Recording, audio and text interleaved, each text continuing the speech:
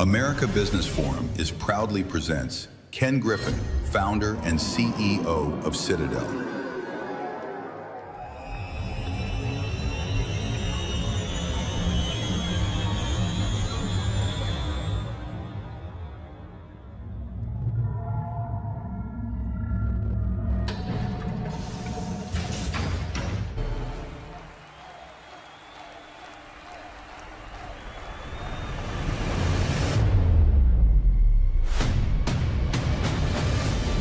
It started in a Harvard dorm room with a satellite dish and an idea.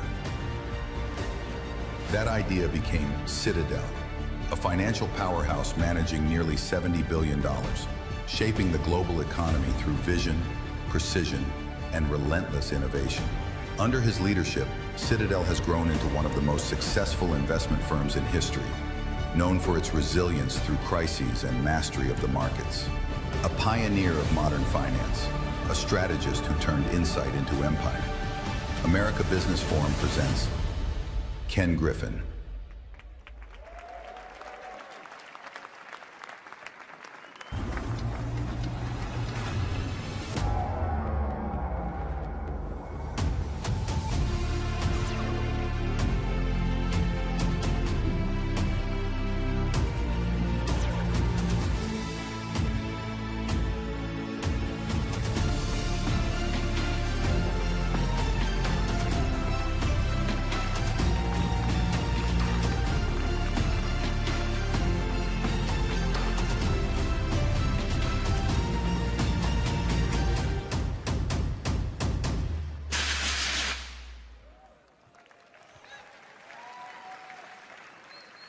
For the following interview, Brett Baer, official host of the America Business Forum, takes the stage.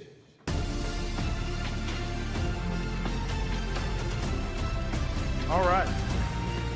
Great to see you. Great to see you. Wow. Mayor Suarez calls you and says, I want you to do this forum. And what do you say? Date, time, place. And Mayor of Miami is one of the greatest mayors of any city in the world. If he asked me to jump, the only answer is how high. well, it was pretty high. It was pretty high because you were in Hong Kong 24 hours ago. Is that right? I was in Hong Kong yesterday. Actually, maybe today, last night. And you just hopped off a plane and here you are. Mayor asked me to be here. I'm here. You know, your firm, Citadel, just celebrated its 35th anniversary on Saturday, November 1st. When you look back at this journey from a young man, as you heard, from the dorm room at Harvard, to founding Citadel, to become one of the most influential investors in the world, what were the most important turning points that you look at? If I look at the history of Citadel, I'm going to actually echo the words of a friend of mine who is one of the great entrepreneurs of this era. The great entrepreneurs have the right toolkit, the right skills to solve the problems that are relevant to society at that point in time. And so when I started Citadel 35 years ago, it was the intersection of computers, quantitative analytics, and finance was the brave new world of Wall Street. And over the 35 years, by combining knowledge across all three spectrums, we have built one of the world's most successful investment firms. As you look back at that dorm room for a minute, what values do you think were instilled in you early in life that have been most helpful in bringing to you where you are now? You know, when I was a young man, I played soccer. I started playing soccer when I was 6 years old. I actually played for about 35 years of my life. And what you realize when you're playing on a team is the power of a team. And so one of the great strengths of Citadel over the last 35 years has been our constant focus on just always recruiting the best and brightest to join our team. You learn that playing team sports, winning teams are teams that collaborate well together, they communicate well together, they row in the same direction together. We look for those collaborative skills in the people that we hire, but we really do try to find the best and brightest to be part of our team. All right, so take us to 2008. Everything's falling apart. The headlines about your firm, they say, firm's steep losses, Citadel's year to forget. Take us back to that moment where it seems like the world's falling apart, and what were the most important lessons, if you taught about leadership and responsibility you face in the face of diversity and adversity? Look, 2008 was just an absolutely devastating year for many firms in finance, right? The American banking system was on its knees, and our firm was caught in the maelstrom. The key is when you're in hell, just keep walking forward each and every day. Stay focused on where you need to get to, and keep taking the actions to get to where you need to get to. So for us in 2008, again, you saw the power of our team collaborating, my partners around the world making often tough decisions about what we needed to do to persevere through that really difficult moment. So you've built not one, but two industry-leading firms in Citadel and Citadel Securities. What are the most important factors that keep these businesses really at the top of their game? So when you're in a competitive dynamic, and every business is, you always have to be focused on what would the startup of this moment do to compete with you and to beat you. It's always important to never rest on your laurels, to never be complacent, and to think about where's the world heading, where are your most difficult, your shrewdest competitors going, and how do you get there first?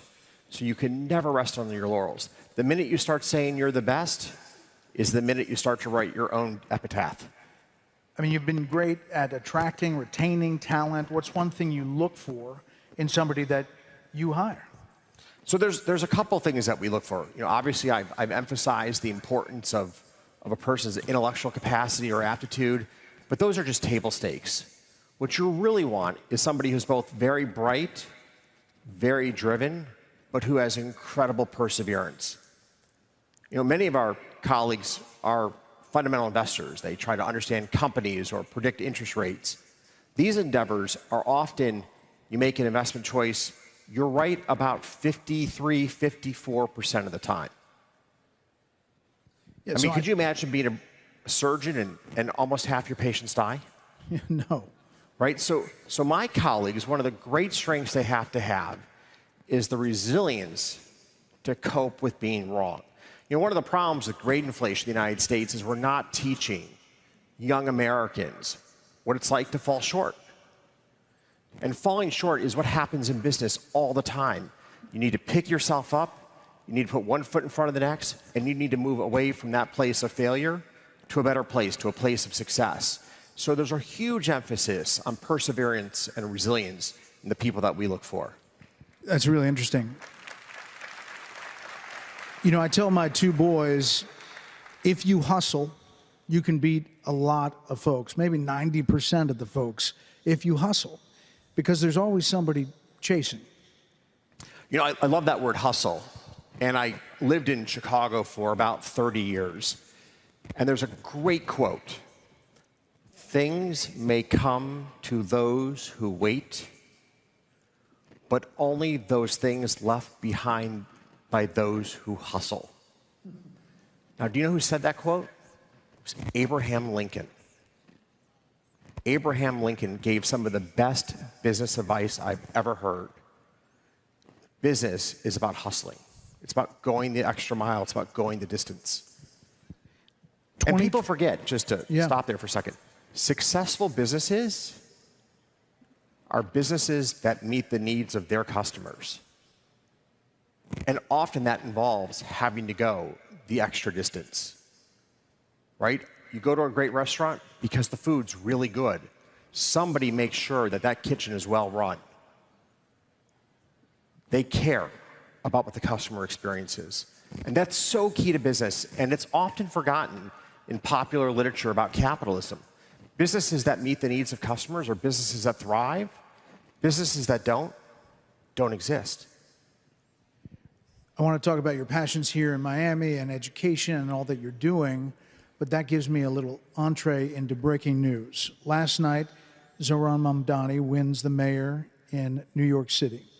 There are some people looking at that saying, you know, it's a different environment for businesses. And is it going to lead to an exodus? Will there be a ton of businesses and people who come to a place like this in Miami as a result of that? Knowing what you know, and you've obviously moved to Miami from Chicago, what do you think of last night's result there? Well, I mean, for the people of New York, I pray that the policies that Mamdani uses to govern and lead New York are different than the talking points he used to win the mayoral race. The people of New York deserve better.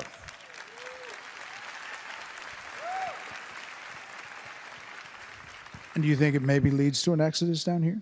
Right, and so if I look at Miami, and I look at why Miami is so successful, the focus on education, the focus on public safety.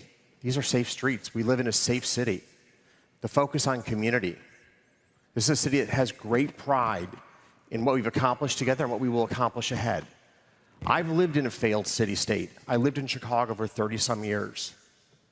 I had 2 colleagues who had bullets fly through their cars. I had a colleague stabbed outside the front door of our office.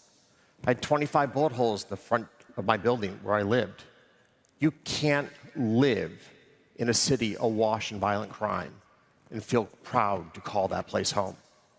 So I'm grateful for the leadership in the state of Florida. This is a great place to call home. And I hope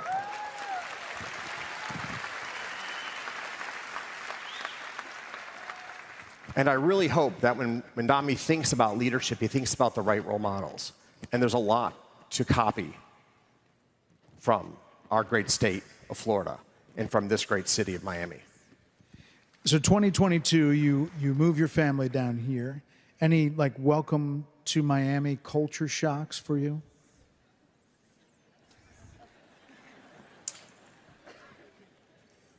Do you know how great it is to go to dinner and people talk about their children and they talk about their future and they do so with excitement and enthusiasm? We lost that in Chicago in the last 10 years. Dinner in Chicago would be about crime, about cronyism, about failed policies in the state. It is so refreshing to be in a city where people talk about tomorrow. And I think that's a really important topic here in a roundtable on business. Entrepreneurs are people that believe in tomorrow. It's really tough to start a business. Like, don't kid yourself. You don't own your business owns you. So you have to have a great deal of optimism about the future of where you live, the community you're part of, the country you're part of, to start a business. And it is so great to see the optimism that we have here in Miami. It's really special. It is. You know, since arriving in Miami, you've invested really heavily in this state, from education to healthcare, soccer fields. Miami, underline your most recent gift was support of the expansion of the Success Academy Charter network to Miami. So when you talk about education, why is education particularly important to you, and what brought you to Success Academy and bringing it here? So let's be clear. Education is the on-ramp to the American dream. Every student in our country who has a world-class education has an extraordinarily high chance of living the life that we all dream to live. And our country lets down every student who doesn't have a great education. Because in this world where skills are so important, that on-ramp to the American dream, that road's just closed. And I've lived in a city, you know, Illinois has 50-some schools 2 years ago where not a single child performed at grade level. The American dream is closed to those children. It's a disgrace. Success Academy proves that every child can get on that on-ramp. In the city of New York, where they admit children from the inner city, 100% of their graduates go on to a college education. When you walk in their classrooms and you see the enthusiasm of the teachers, the engagement of the kids, it is so uplifting. Like, you see the future of our country, and you see it in a population that too many politicians say can't learn and can't be educated, and they make up a litany of excuses. And Eva Moskowitz proves that they're just excuses. that every child in this country deserves and has the opportunity to live the American dream. And for all the folks who say maybe the American dream is fading away, maybe it's not what it was. First of all, you didn't land on third base with you growing up and your family history. I mean, my father grew up one of five, both parents working to make ends meet. They certainly didn't grow up on third base. And he worked so hard to make sure that my siblings and I really did have that chance to live the American dream. In fact, what's interesting is he actually started his career when America dreamed big. He worked for General Electric on the NASA space program that put man on the moon. And I'm really grateful to have grown up in a family where there was such an emphasis on education and, frankly, such a belief in what you can do in this country, because he was part of the team that really did change history when Neil Armstrong took the first step on the moon. You've said that you can imagine doing what you're doing for some time. But when you look at all that you're doing, the philanthropy, the business, as you look to your legacy for the next generation, what do you see? There are many things that I believe define each of our legacies in life. I think one that strikes close to home is the children that we raise. And I really do hope that my children have the values to be contributing citizens to our country. Like, that's really important to me. That's like first and foremost on my list. Beyond that, I'm actually incredibly grateful for all my partners who have invested so much in the colleagues who've worked at Citadel. Not only is Citadel incredibly successful, but people who've left Citadel have gone on to accomplish great things. And I think really run firms, they drop the acorns of success on the ground that grow into the trees that create other success stories across our country. And we put a lot of seeds in the ground. I'm really proud of what my colleagues both at Citadel and my alumni have done over the years. And then I do believe we played a pivotal role in transforming markets. We played a really important role in the democratization of finance. When I was in college in the good old days, to trade a stock, you'd pay a commission of $40. You'd pay a bid-ask spread of 25 cents, and you'd wait 5 minutes to get your trade done. Today in America, as a retail investor, trade for no commission, pay a spread of about a penny, and your trade is done in about 1/10 of a cent. Why do I care about this? Because roughly half of all American households own equity in America. They own stocks. They're partaking in the American dream as co-owners of our country. And we want to expand that ethos of all of us being invested in America. It helps all of us to save for our retirement, to create more jobs and more prosperity, and to understand and appreciate the importance of good laws and good policy. You know, we said you just got off the plane from Hong Kong and you were speaking over there. As you're in Asia and you think about the economy and how it feels, what do you come away with? So when I travel the world, in every country there is a profound respect for the entrepreneurialism of our country. In fact, that's been a really incredible source of talent for the United States. Around the world, people dream of coming here to start businesses and to build their dreams. You see it in the Fortune 500. Roughly 50% of all the Fortune 500 companies are run by immigrants or the children of immigrants. The majority of American AI startups were started by immigrants. There you go.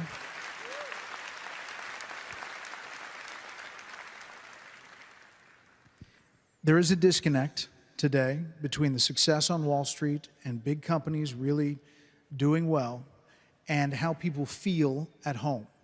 And it's, you know, whether you use the word affordability, whether you talk about inflation, whether you talk, however it is, there is this dichotomy between the two. As you look at that, is that a major problem and that we need to fix as a country? So first of all, I absolutely agree with you. I agree with you. And this is why good policy is so important, is the fruits of our economy need to be spread broadly across our people. And that's where really important and thoughtful economic policies come into play. In Washington, how do we lift all boats? That's a really key question. And we need to take a step back and say, what are the right incentives, the right changes that we need to make in society so that everyone partakes in the prosperity and wealth of our country. So to that point, what are the key drivers in this economy, the U.S. economy, over the next 12 months? Key drivers of the next 12 months? Because it's pretty volatile now. Look, one of the biggest changes that we're grappling with as a country is the change in immigration policy. We've gone from a country that was creating roughly 250,000 jobs a month to about 30 to 40,000 jobs a month as we've radically shrunk the labor force. And that has profound implications, in particular for startups. Startups really need access to talented people for their founders to grow and thrive. And we've changed the dynamics of the labor pool. What really concerns me are those who've chosen not to come to our country, who bring the skills, the talents, and the ambition that help to create the American success stories. If I look at Citadel, my most senior partner was born in Ecuador. My other most senior partner was born in Australia, and one was born in Taiwan, if you sort of understand the picture. I am so grateful for all the incredibly talented people who've come to our country to call this country home. And I really do hope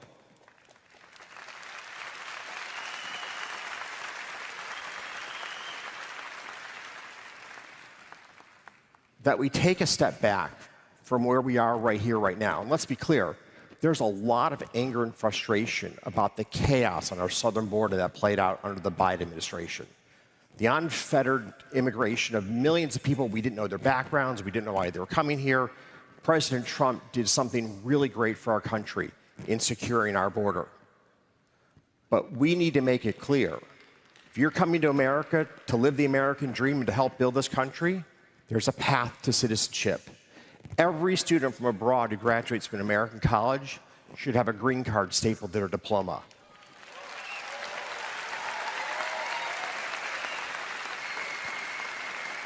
There you go. Could be a policy in the making. Last thing, Ken, a lot of entrepreneurs, a lot of small businesses, a lot of folks who want to succeed.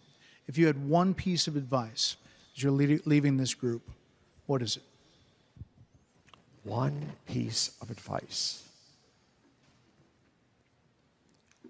I'll go back to that opening statement. Having really good partners around you is really critical to your success. And finding somebody who complements your skills is an extraordinary asset. You know, when I think about the start of Citadel, I really surrounded myself with people who were different than I were. And that made for such a strong firm. It's so important to have complementary skills around you. And then it's really important to be thoughtful about where you're heading and to stay focused on what you need to do to accomplish that task. It's very easy to get caught up in the day-to-day, but it's very important to always take the time out to think and give consideration as to where you want to go, and then make that happen. Ken Griffin, thank you so much for the time. Great to see